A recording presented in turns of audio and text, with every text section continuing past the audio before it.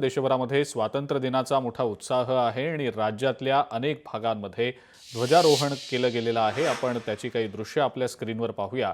अशोक उईके यांनी चंद्रपूरमध्ये ध्वजारोहण केलंय। हर्षवर्धन सपकाळ जे काँग्रेसचे प्रदेशाध्यक्ष आहेत त्यांनी मुंबईत ध्वजारोहण केलं। परभणीमध्ये मेघना बोर्डीकर यांनी, यवतमाळमध्ये संजय राठोड यांनी, सोलापुरात जयकुमार गोरेंनी, जळगावात एकनाथ खडसे, तर अमरावतीमध्ये दादा भुसेंनी आणि बारामतीमध्ये सुनेत्रा पवारांनी केलेला आहे।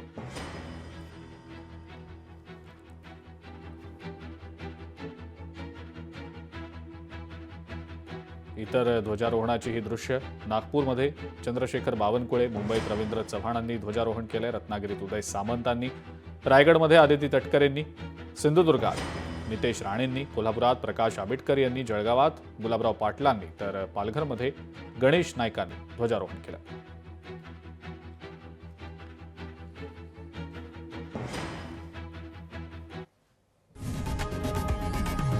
लोकशाही मराठी ऐका, पहा, जागरूक रहा।